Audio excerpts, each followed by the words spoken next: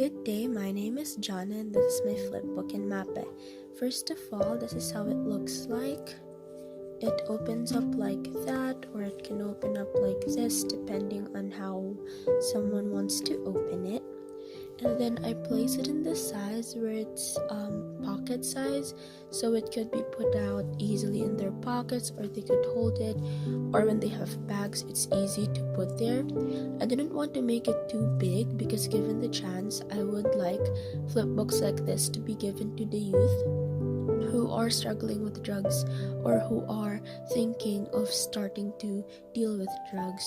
So I wanted to make it something that is very handy. I entitled it Handout Love Not Drugs, a flipbook on how drugs affect people with my name on it.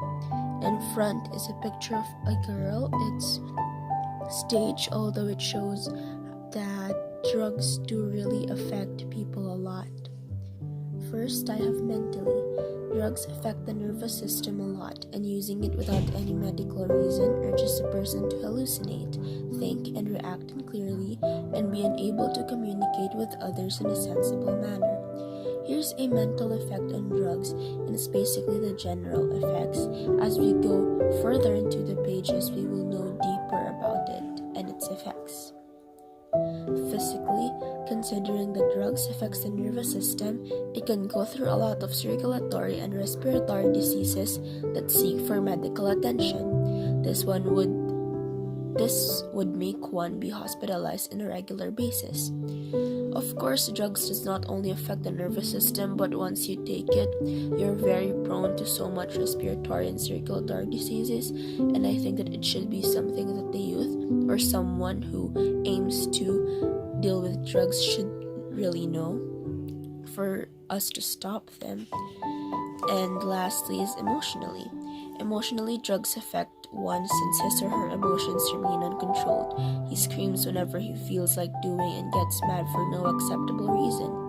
This will lead to anger issues or worse, trauma to other people. Exactly, emotionally, a lot of people know that when you take drugs, you're not really in control of your emotions. You act strange, you act weird, but what's worse is that those actions that you do once you're high with drugs could be an action that will be traumatic to others, like when you scream at them, when you yell at them, or when you say such words which you don't have control of, but they will surely remember forever. It could be something that could lead them to trauma or anxiety from you. Then here I put my general remarks: don't lose yourself. When we do drugs, actually we're not just doing drugs and saying that, oh, it's just a way to lessen our problems. It's actually a huge problem, and with that, we should not lose ourselves just because of a substance. We shall not normalize using drugs to remain calm or to lessen up our struggles, because it won't happen. Struggles won't leave us.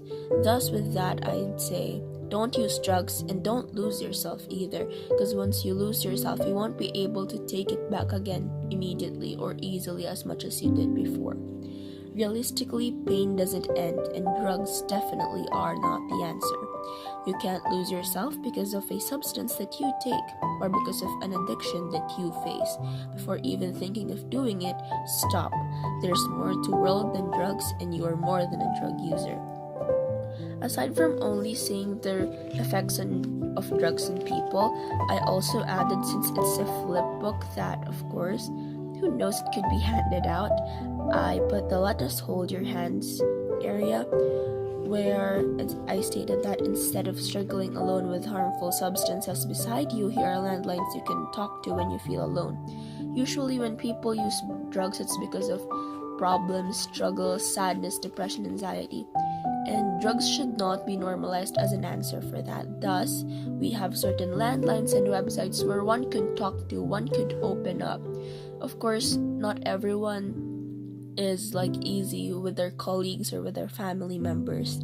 So the best thing to do is to talk with your family members or your friends when you're struggling. But then if you're not really open to them, there are landlines, there are organizations that are willing to talk to you and give you advices. So I think that should be something that should be put in the flip book to stop one from doing drugs or from ruining himself or herself further.